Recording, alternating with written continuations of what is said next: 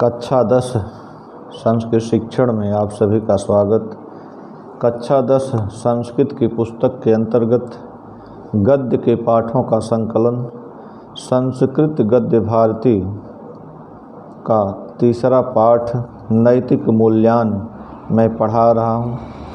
अब तक इसके कुल 6 गद्यांश पढ़ाए जा चुके हैं। मैं आज 7वें गद्यांश को आपके समक्ष प्रस्तुत करूंगा। इसके पहले वाले गद्यांश में आपने देखा जिसमें नैतिकता का मुख्य उद्देश्य बतलाया गया है और धर्म तथा नीति दोनों में संबंध बतलाते हुए धर्म को व्यापक और नीति को व्याप्य बतलाया गया है। कहीं कहीं दोनों में मेल दिखलाई पड़ता है, लेकिन दोनों में कुछ अंतर भी है। अब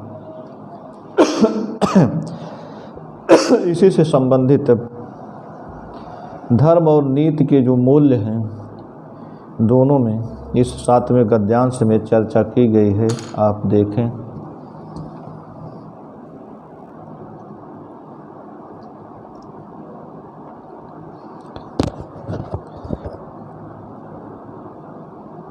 तीर्थाटनम पावनासु नदीषु स्नानम यजनम याजनम गुरुसेवा मातृपितृसेवा संध्यावंदनम षोडश संस्कारा एते मुख्य रूपेण धर्मपदवाच्याः।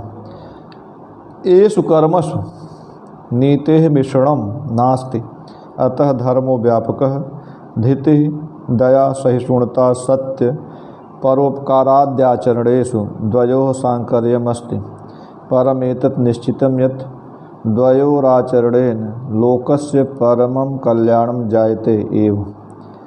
नीतिकाराणां मते इमे नैतिकतायाः गुणाः यथा जीवहिंसायाः विरक्तिः परधनापहरणान्निवृत्तिः सत्यभाषणं पैशून्यात् निवृत्तिः सत्पात्रेभ्यः दीनेभ्यश्च दानम् अतिलोभात् वितृष्णा दया सहिष्णुता परोपकारः गुरुजनेष्वनुरागः श्रद्धा विनयशीलता च।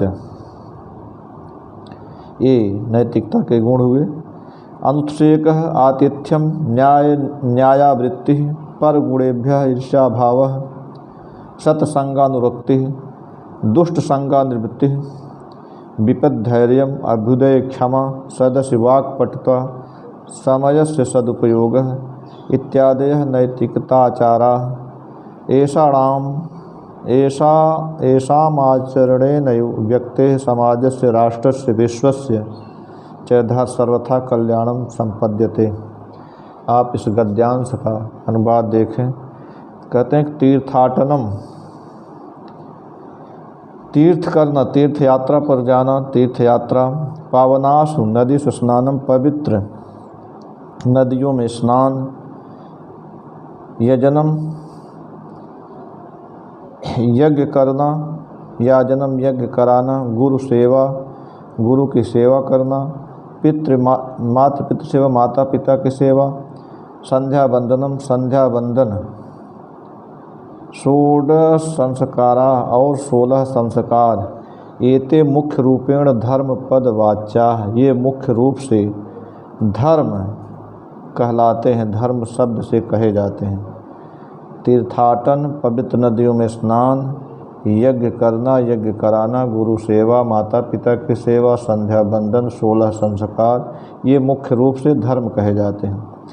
येषु कर्मसु नीतिः मिश्रणं नास्ति। इन कर्मों में नीति का मिश्रण नहीं है, नीति का कोई मेल नहीं है। अतः धर्मो व्यापक, अतः धर्म व्यापक है। धृति दया सहिष्णुता सत्य परोपकाराद्याचरणेषु द्वयोः साङ्कर्यमस्ति। धैर्य दया सहिष्णुता सत्य परोपकार आदि आचरणों में द्वयोः साङ्कर्यमस्ति। धर्म और नीति का साङ्कर्य है, मेल है। परम एतत् निश्चितम यत्, परंतु यह निश्चित है कि द्वयोराचरणेन लोकस्य परमं कल्याणं जायते। दोनों के आचरण से, धर्म और नीति दोनों के आचरण से लोक का परम कल्याण होता ही है। नीतिकाराणां मते, नीतिकारों के मत में, इमे नैतिकता या गुणाः यथा, ये नैतिकता के गुण हैं जैसे जीव हिंसा या विरक्ति, जीव हिंसा से विरक्ति, जीवों की हिंसा से विरक्ति, पर धनापहरणा निवृत्ति, दूसरे के धन के अपहरण से छुटकारा, सत्य भाषणम, सत्य बोलना, पशुन्यात निवृत्ति, चुगलखोरी से निवृत्ति, सत्पात्रेभ्यः दीनेभ्यश्च दानम, सत्पात्र और दीनों को दान देना, सत्पात्र जो दान के योग्य है, जिसको आवश्यकता है उसको, दीन दुखियों को दान देना, अति लोभात वितृष्णा, अत्यधिक लालच से अत्यधिक छुटकारा, दया, सहिष्णुता, परोपकार, गुरजने अनुराग, गुरजनों में अनुरक्ति, गुरजनों के प्रति श्रद्धा, गुरजनों में अनुराग, श्रद्धा और विनयशीलता, ये नैतिकता के गुण बतलाए गए। इसके अतिरिक्त अनुत्सेक है, अनुत्सेक अहंकार न करना, आतिथ्यम, अतिथि सेवा करना, न्यायावृत्ति, न्यायपूर्ण आजीविका, उचित जीवन, उचित आजीविका से जीवन निर्वाह करना, पर गुणेभ्यः ईर्ष्या भाव, दूसरे के गुणों के प्रति ईर्ष्या भाव न रखना, सत्संगानुरक्ति, सत्संग में अनुरक्ति रखना, दुष्ट संगा निवृत्ति, दुष्टों की संगत से छुटकारा, विपद्धैर्यम, विपत्ति काल में धैर्य बनाए रखना, अभ्युदय क्षमा, उन्नति के समय, वृद्धि के समय, विकास के समय क्षमाशील होना, सदस्य वाक्पटुता, सभा में वाक्पटुता, वाणी की चतुरता, समय से सदुपयोग, समय का सही उपयोग करना, इत्यादि नैतिकता आचारा, इत्यादि नैतिकता के आचरण हैं। येषाम् आचरणेन व्यक्तेः समाजस्य, इनके आचरण से ही व्यक्ति, समाज, राष्ट्रस्य राष्ट्र, विश्वस्य च और विश्व का सर्वथा कल्याणम संपद्यते, हर प्रकार से कल्याण संपद्यते होता है। कहते हैं पहले इसमें बताए कि धर्म, मुख्य रूप से धर्म क्या कहलाते हैं, और जो केवल धर्म है उसमें नीति का मिश्रण नहीं है। उसके बाद फिर बताते हैं कुछ ऐसी चीज़ें हैं जिसमें धर्म और नीति का मिश्रण है, और कुछ उसके बाद नैतिकता के गुण बताए, और उसके बाद नैतिकता के आचरण बतलाए। इस गद्यांश में 3 चीज़ें हैं, और अंत में बताया कि इस प्रकार से आचरण करने से व्यक्ति, समाज, राष्ट्र और विश्व का हर प्रकार से कल्याण होता है। आप फिर से एक बार देखें। तीर्थाटनम, तीर्थ यात्रा करना, पावनास नदुष स्नानम, पवित्र नदियों में स्नान, यजनम, यज्ञ करना, याजनम, यज्ञ कराना, गुरु सेवा, गुरु की सेवा करना, मातृ पितृ सेवा, माता पिता की सेवा करना, संध्या बंदनम, संध्या बंदन करना, षोडश संस्कारा, 16 संस्कार, एते मुख्य रूपेण धर्म पदवाच्य, ये मुख्य रूप से धर्म कहलाते हैं। ये सुकर्मसु नीति मिश्रणम नास्ति, इन कर्मों में नीति का कोई मिश्रण नहीं है।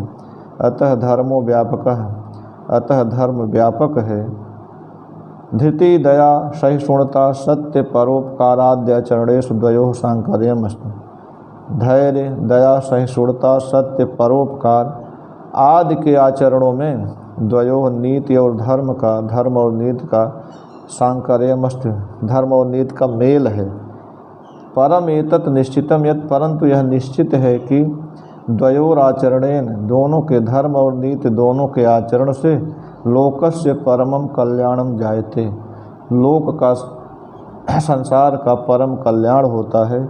नीतिकाराणाम मते, नीतिकारों के मत में, इमे नैतिकता या गुणाः यथा, ये नैतिकता के गुण हैं जैसे जीव हिंसा या विरक्ति, जीव हिंसा से विरक्ति, पर धनापहरणा निवृत्ति, दूसरे के धन के अपहरण से निवृत्ति, छुटकारा, सत्य भाषणम, सत्य भाषण, सत्य बोलना, पशुन्यात निवृत्ति, चुगलखोरी से छुटकारा, सत्पात्रेभ्यः दीनेभ्यश्च दानम, सत्पात्र और दीनों को दान देना, अति लोभात वितृष्णा, अत्यधिक लालच से छुटकारा, दया, सहिष्णुता, सहनशीलता, परोपकार, दूसरे की भलाई करना, गुरुजनेश अनुराग, गुरुजनों के प्रति अनुरक्ति, श्रद्धा, विनयशील और विनयशीलता, ये नैतिकता के गुण हुए। उसके बाद कहते हैं कि अनुत्सेक,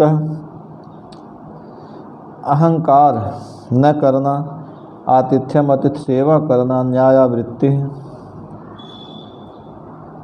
न्यायपूर्ण आजीविका से जीवन निर्वाह करना, उचित आजीविका से जीवन निर्वाह करना, पर गुणेभ्यः ईर्ष्या भाव, दूसरे के गुणों के प्रति ईर्ष्या का अभाव, सत्संगानुरक्ति सज्जनों की संगत में अनुरक्त होना, दुष्ट संगानिवृत्ति दुष्टों की संगत से छुटकारा, विपत्ति धैर्यम विपत्ति काल में धैर्य बनाए रखना, अभ्युदय क्षमा उन्नति काल में क्षमाशील होना, सदस्य वाक पटुता सभा में वाणी की चतुराई, समय से सदुपयोग समय का सही उपयोग, इत्यादि नैतिकता या आचार इत्यादि नैतिकता के आचरण हैं। येषाम् आचरणेन व्यक्तेः समाजस्य राष्ट्रस्य विश्वस्य च सर्वथा कल्याणं संपद्यते। इनके आचरण से ही व्यक्ति, समाज, राष्ट्र और विश्व का सर्वथा हर प्रकार से कल्याण होता है, कल्याण हो सकता है। इस प्रकार से यह संस्कृत गद्य भारती का तीसरा पाठ नैतिक मूल्यांकन समाप्त होता है। अब इन गद्यांशों का सभी छात्र संदर्भ सहित अनुवाद लिखेंगे। अनुवाद संदर्भ आप कैसे लिखेंगे पहले भी मैं बता चुका हूँ कि प्रस्तुत गद्यांश किसी गद्यांश सभी गद्यांशों के लिए एक ही संदर्भ है। प्रस्तुत गद्यांश हमारी पाठ्य पुस्तक संस्कृत गद्य भारती के नैतिक मूल्यांकन नामक पाठ से लिया गया है। संदर्भ ऐसे लिखना है कि प्रस्तुत गद्यांश हमारी पाठ्य पुस्तक संस्कृत गद्य भारती के नैतिक मूल्यांकन नामक पाठ से लिया गया है। उसके बाद अनुवाद हेडिंग डाल करके सभी गद्यांशों का जो अनुवाद दिया हुआ है उसको आप लिखेंगे। हर जगह अनुवाद दिया हुआ है इस पुस्तक में, इसको भी आप लिख करके अभ्यास करेंगे। इससे आपको परीक्षा में अधिक से अधिक अंक लाने में सुविधा होगी। आज इसी के साथ यह वीडियो समाप्त होता है। धन्यवाद।